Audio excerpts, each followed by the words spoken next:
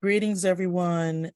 I want to get in the habit of kind of sharing some really critical moments as we walk through this Africana Studies framework, particularly at Claflin University in Orangeburg, South Carolina. So we just finished our first full week of classes for the spring semester for 2023. And there is just a real excitement that is going on.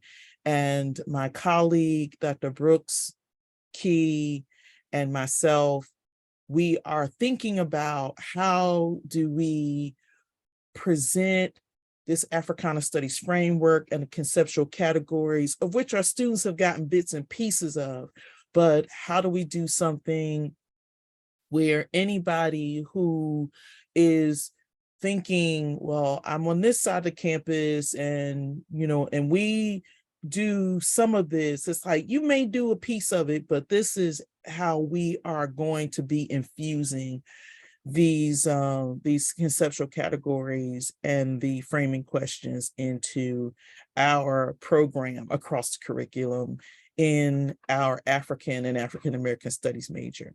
So I want to share it. I want to kind of capture some of this energy right when it's happening.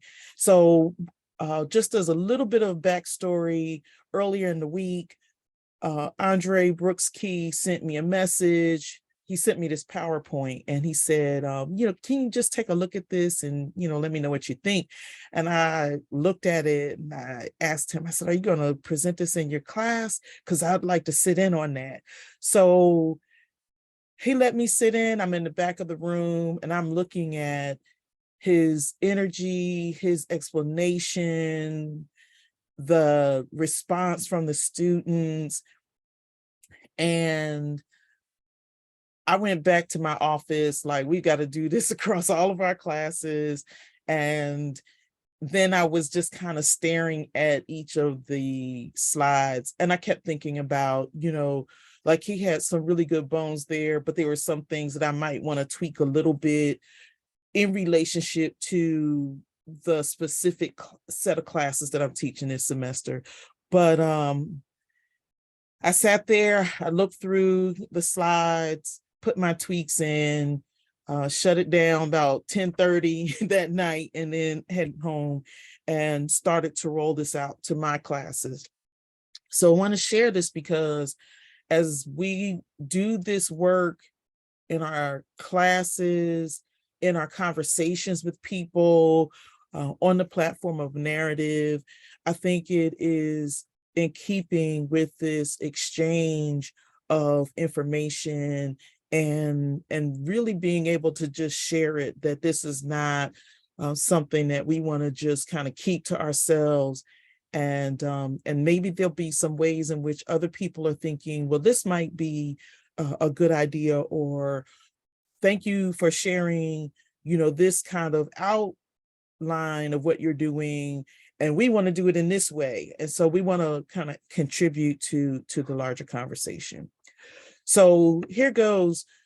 I love the way that Brooks Key started talking about reality or the objective world and what we mean when we say the objective world, when we are in essence talking about the physical or material world and the way in which humans interact, or the way in which human beings inhabit that world. So you have this objective world, you have these various systems and processes, and the way in which those systems and processes are typically studied or tried, the way in which we try to establish our understanding of patterns or laws of behavior is in the hard sciences. And so these boxes that Brooks Key put together, they're not in proportion, but they are in relationship to each other. So the boxes for humans, for other animal species, for the cryosphere or the ice caps, the polar ice caps, they are in relationship to each other in size. And then we know that we inhabit a planet that is made up of more water than it is of land. So you get this larger box for water, and then this even larger box for the atmosphere, the gases and their processes. And so I love the way he rolled that out, because in our courses, particularly in the general education courses, we will have students from across the campus, a variety of disciplines, and we have those STEM students that understand that these are the processes and the laws of behavior that they are studying. And then he took the conversation to the way in which those things are separated out. So you'll have the students that are studying the biological sciences, the students that are studying chemistry, the students that are studying earth sciences and physics, and then all of those discrete areas where they are studying the objective world. And then he started talking about the social world, right? So there is how we inhabit this planet, but then the relationships, so that we start to look at the human experience, how we have an experience with ourselves in terms of our thoughts and our consciousness, and then how human beings will begin to behave in these relationships with other humans, with other animal species, and then the objective world or their material surroundings. And so we call this interaction of humans with other humans and the objective world, the social world. And so if we're thinking about this objective world, and then we're thinking about the social world, again, there are all these different parts. And what we're trying to do in our discussions around Africana studies is say that this social world is interrelated and interconnected, that humans don't experience that objective world as just creative beings or just sociological beings or psychological beings or biological beings, that these states of beingness are impacting us simultaneously. And so we want to think about our individual and communal responses as not this separated not these separated spheres, but this integrated way of talking about the social world. So this is what we're up against on our campuses as a result of the way in which we experience colleges and universities. We get this breaking up of the humanities and the social sciences and these discrete bodies of knowledge. And so then we think about the humanities on this side, and literature, philosophy, art, and history, music, and languages, and behavioral sciences, the psychology, anthropology, sociology, criminal justice. You may have political economy, the political science, economics, and then professional studies, so education, business, and mass communications. And all of them are looking at these ways in which they generate bodies of knowledge about the social world, but they do it with this kind of separation. So what we are trying to get our students to think about when they come to Africana Studies is to think about an integrated way of talking about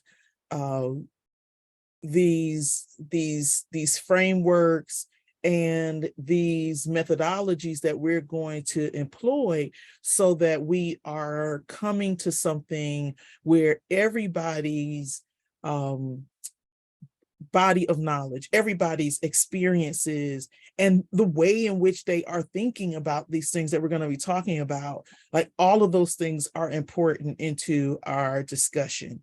And so I love this graphic that Brooks Key put together, because we start with that conversation about the social structure.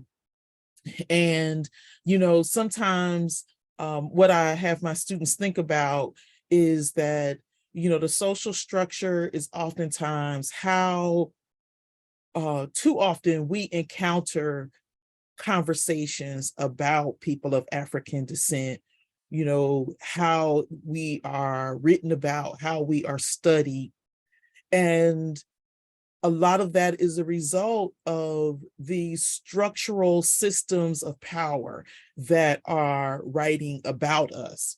And so looking at these structures, these social structures of power, that we can look at it in a macro sense, right? So we can look at it in terms of, the United States government and those systems that are in place, or capitalism, in terms of the economic system that is in place. But sometimes we tell students, think about just at Claflin, where is the seat of power, and who are the people who are articulating the student experience? Oftentimes you may have the president of the institution who is traveling near and far, and he's talking about the Claflin student experience. And the way in which that happens, the way in which those systems are talking about the experience and what we do at Claflin is very different than what happens when a professor closes her or his door and says, okay, now let's work on the relationship that we have in this classroom, right? So then that is looking at what the social structure is and then peeling that back and then saying, let's get to governance. Who are we to each other? Because just like many colleges and universities, our students don't see the president every day. The president and the board of trustees are not top of mind as they move from class to class, as they move from class to dormitory, to the library, to the dining hall, right? But the relationships that they develop with the people that they see regularly every day, that's the experience that has long-lasting resonance for them. That's the experience that has meaning. That's why they chose to come to an HBCU, so that we could close that door and that we could start to study some things that are going to be meaningful, that are going to be illuminating. And so by really being specific and unapologetic about that governance relationship that we are building in that classroom, then we can start to say, and underneath that heading of governance, we're going to talk about ways of knowing. How were you educated? How did you first get exposed to this topic that we're talking about? Or how were you raised to think about this topic? Or what did it mean when you went to church on Sunday, or you practiced some other way of just spirituality and being in the world? Like, what did those spheres of influence tell you about the topic that we're going to discuss? Science and technology, we start to talk about what are the ways in which we, particularly of people of African descent, start to think about how can we make our lives easier? How can we make a task more efficient? How can we bring our own sense of ingenuity to a particular tool, or to using something that is going to help us to complete a task? Or how do we take something that has already been invented and then add some improvisation to it, right? So that it may not be used with its original intent, but we found some way to manipulate a task or an assignment in a way that helps us to be just more to kind of bring a sense of ingenuity to it. To look at cultural meaning making, how do we produce a poem, artwork, literature, music, something that speaks to that particular culture, where we infuse it with meaning and infuse it with truth about that moment, that we capture it in those forms of art and meaning making that speak to our highest ideals. And then for movement and memory, it is, what are those things over time and space as we move from one place to another, as we move from one generation to another? What do we seek to preserve? What are those things that we want to ritualize, that we want to honor again and again? And so we have these ways of thinking about governance through ways of knowing, through science and technology, through cultural meaning making, and through movement and memory. And those conceptual categories are the way in which we are approaching this first framing question: how do we undertake the study of Africana? And so those conceptual categories allow us to then start to think about the remaining framing questions. And so in walking through these questions, I've been thinking specifically some of those places where we're probably going to rest an extra week or two in specific courses that I'm teaching this semester. So all of the courses, we're going to walk through that first framing question. But framing question number 2, how did Africans preserve their ways of life and use their identities and cultures as a means to resist enslavement, colonization, systemic oppression? You know, I know that in my special topics class that is titled African Literature and Culture, that we're going to look at the ways in which Africans are writing about their cultural positioning and experience, and how does that show up in the literature over time. And we're starting with Aikwe Armah, and we're going to work our way to Jomo Kenyatta, to Chinua Achebe, to put those writers and thinkers in conversation with Steve Biko and Ngugi wa Thiong'o, and then Chimamanda Ngozi Adichie. So definitely we'll spend some quality time with framing question number 2 in that course. For framing question number 3, what are some of the similarities and differences in practices of self-determination among Africans in the US and their counterparts throughout the hemisphere? And so we are thinking in terms of the course that we have, that is a virtual exchange between the students at Claflin in Orangeburg, South Carolina, and some students who are connected to the Steve Biko Center in Salvador Bahia. So we are so excited that our students are going to be able to present themselves and their experience to the students in Bahia, and then those students in Bahia are going to be able to do the same. That we will talk about the ways of knowing that we have developed after leaving the continent of Africa, that are self-determining, and that help us to just kind of move through some of the oppression and the repression, right? But to be able to come out on the other side, right?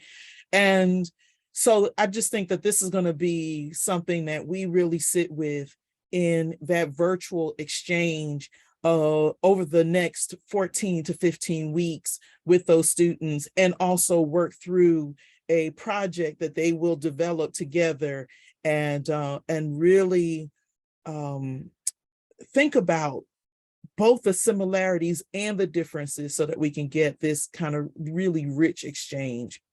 For framing question number 4, how did Africans practice unity in thought and action beyond national boundaries in the face of European and US imperialism. And I can't help but know that in the course that we are taking, where we are looking at in Ngugi wa Thiong'o, Something Torn and New, where he is expressly saying that this way in which we think about Africa is actually rooted in not just the European experience of cartography and map making and empire and conquest, but it is also this idea that comes out of the diaspora and looking backward towards Africa.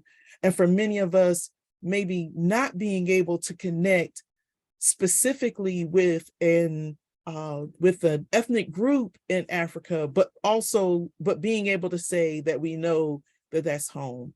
And so this, and Ngugi just does this really wonderful explanation of looking at these touchstones, these places where this idea of African Renaissance, you know, do we look to the Haitian Revolution as the beginning of that Renaissance moment coming together? And then we can start to chart other places and other times and places, the Harlem Renaissance, the Negritude movement, all of these things working our way back to this rebirth of African society, where those social structures are not in response to European or even, Arab domination, but that those social structures that we are working our way to are something that is speaking to this way of beating back some of that imperialism and speaking to something that may have happened for us before, that will certainly bring about the idea of liberation for us and for those who are coming after us. For framing question number 5, I actually see that also in connection with framing question 4, how do Africans make sense of and participate in these international developments? And so the engagement with the writings of Steve Biko, we are going to be thinking about not only the anti-apartheid movement, but how does Biko's work and articulation show up in not only South Africa, but what is this connection to the civil rights movement here? And what is this connection to our people that we're going to be interacting with in Bahia, right? So these international developments, and making sure that in the same way that we're on the eve of this celebration of Martin Luther King, that our students are familiar with Steve Biko, that our students are familiar with Abidas Nascimento in Brazil, and that we can start to make those connections and then other connections and branch out from there. And then in terms of the organizations, ideologies, and leaders the Africans create in order to promote and advance their collective interests. And so one of the conversations we were having with the folks in Bahia in preparation for the syllabus is like, we had our January 6th. And so now you've had your January moment, your January 8th. And it's easy to look at the headlines, to look at what the news is saying. But I said to them, I know that we were thinking in our moment, if that had been Black Lives Matter with a peaceful protest, people wouldn't have made it to the steps of the Capitol, right? They would have been beat back. Riot gear would have been put on, and it would have been a very different different kind of moment. And the folks in Bahia said, yes, like we are looking at Black Lives Matter. And that is, like that's something that we will definitely be talking about in terms of how people are looking at what we do globally, and then also how we have to be intentional at looking at other global movements. What are other people doing that might actually be an inspiration to some of the struggles that we're having here in the United States? And so going through those 6 framing questions, that what I did as I was thinking and staring at these slides that Andre Brooks Key initially put together for us, is that I started thinking about that question that came from Mama Sonia Sanchez's mouth to Karen Hunter's ears, that question about how does it free us, right? And so oftentimes this conversation happens in narrative under the conceptual categories. But for me, I started thinking, what if that's a framing question? So this is one of the questions that I'm using as a major place for us to rest and really grapple with in my senior seminar or the senior project section for this semester. And so we have our majors who have been working on their senior projects, and they have been kind of going through these different kinds of methodological approaches that they're bringing to the work. And I want us to spend some time with that question. Like, okay, you have done the reading, you've done the work, you've done some interviews, you have gone to the archives, you've done these things. How does it free us? How are we doing things that are getting us to not just better understanding the past, better understanding our present, maybe thinking about some things that we want to preserve for the future, but are we doing some things that are going to contribute to some problem solving that are going to get us closer to liberation? So these are how we're looking at these framing questions. And I decided to show again this early 2019 discussion that Professor Greg Carr had with Professor Karen Hunter on her show. And this is where he's talking about this Black curriculum, right? And theorizing about this framework and these conceptual categories. And I show it probably once every semester, but this semester I showed it to all my classes. And I couldn't believe just a synergy, right? That in this early iteration, and I'm saying early in terms of, before this global pandemic that we're in the midst of, that just won't leave us, that the discussion about Phyllis Wheatley is something that we just talked about last semester in my Black literary theory class. How do we think about Phyllis Wheatley, and how should we be asking different questions? The conversation about Brazil and Bahia, like we're going to be having that conversation and working on a project with students in Bahia this semester.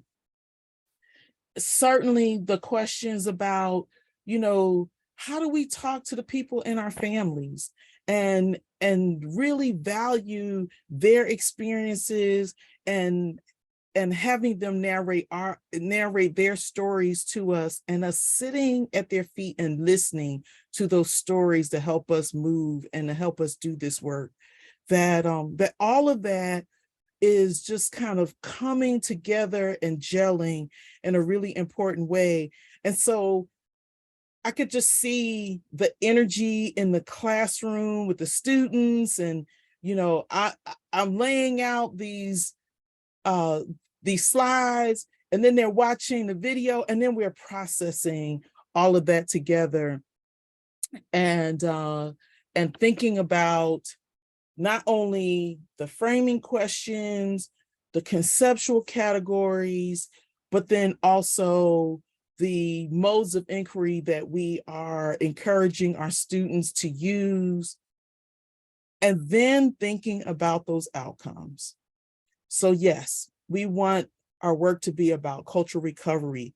We want it to be about cultural translation and interpretation, that we want to be the interpreters of our stuff.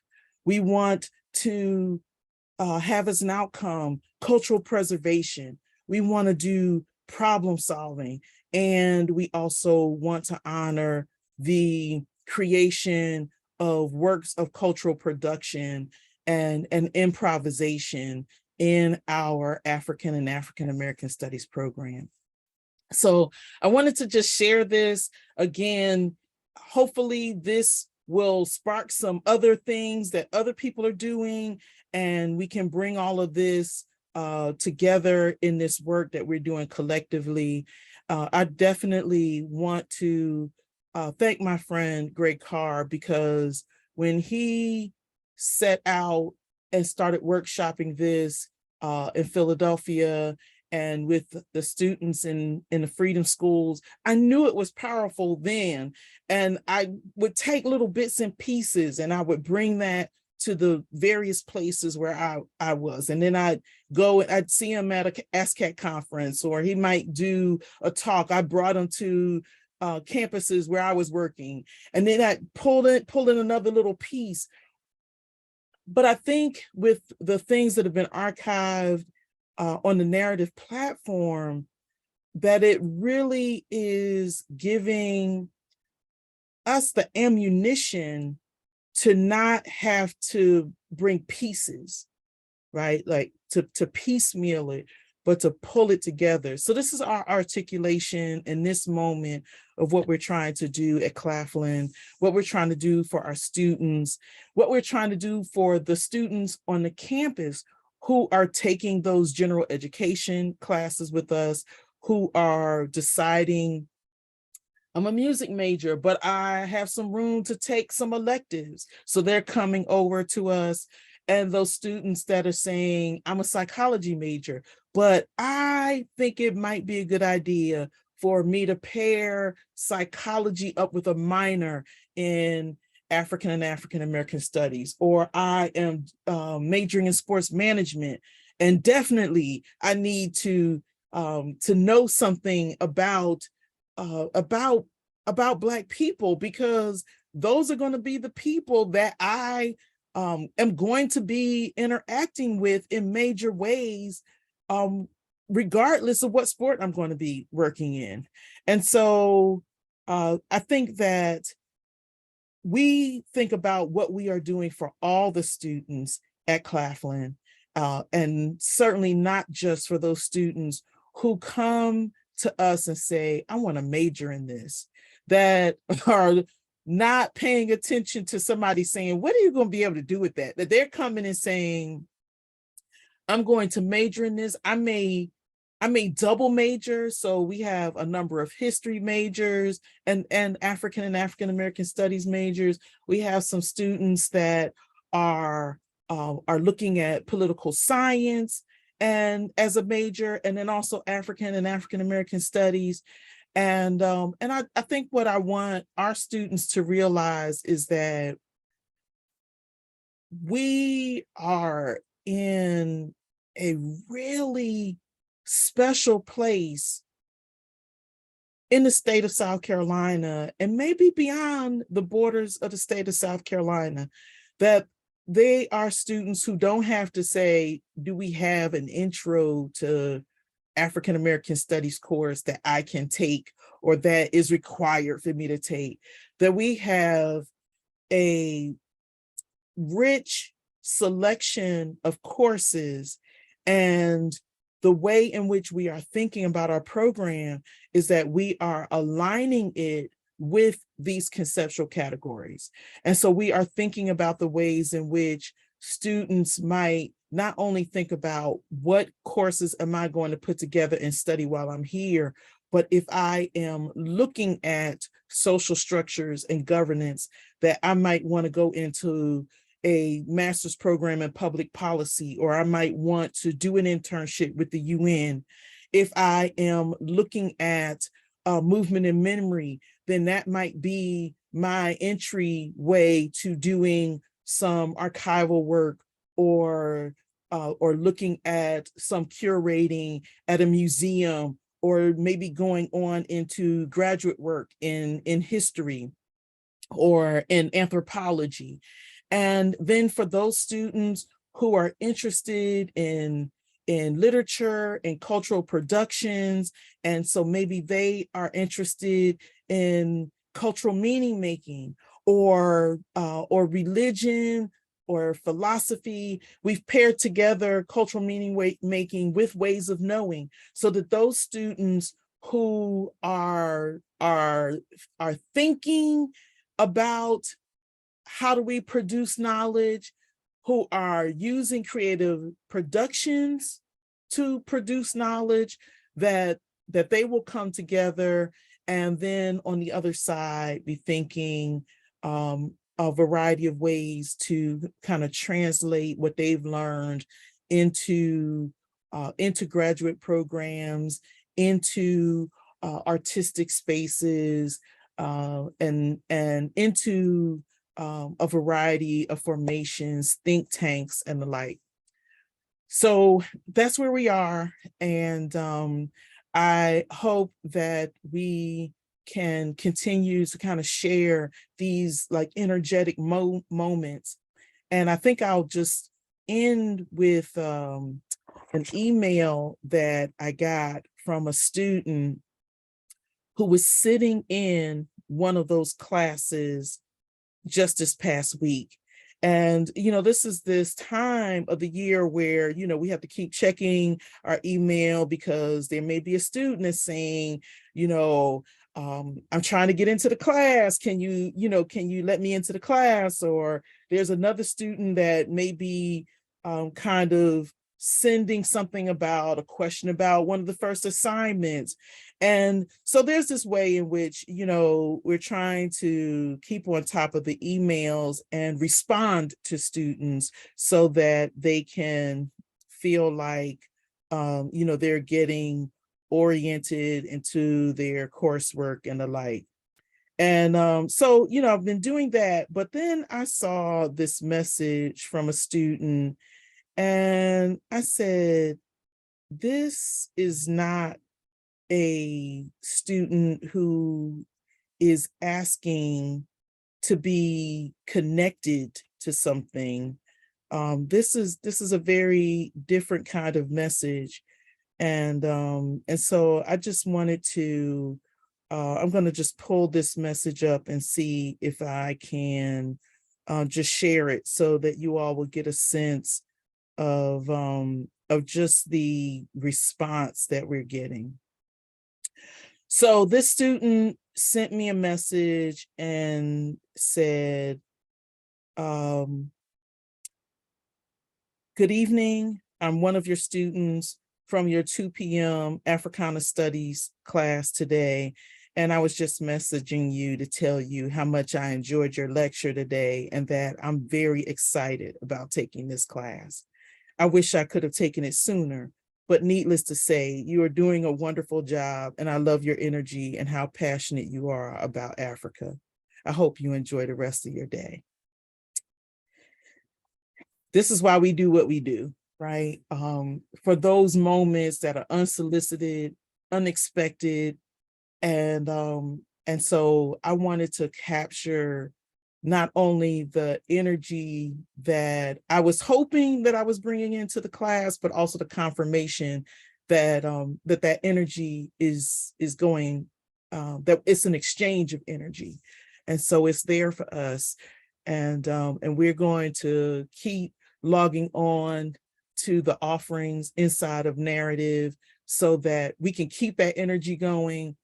And we have purchased full-time subscriptions for our majors in African and African American studies. So they have a 1-year subscription to the platform.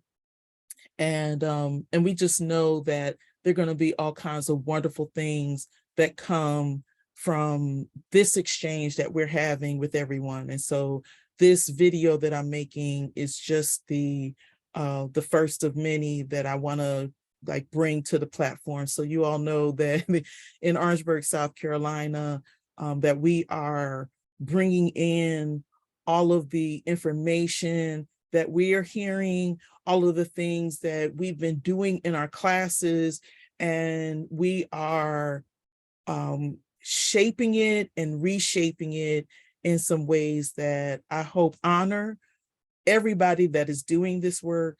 And I hope that that we just that we have not only a really good semester, but that we are actually able to address many of the issues and problems so that we don't have to continue to start all over from scratch, that the next cohort of students that come through are not coming saying, why didn't I know any of this about who I am, about who we are, that we are able to kind of build on all of this information that is coming together for all of us.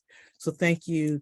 And I hope that everybody is happy and safe and well in 2023.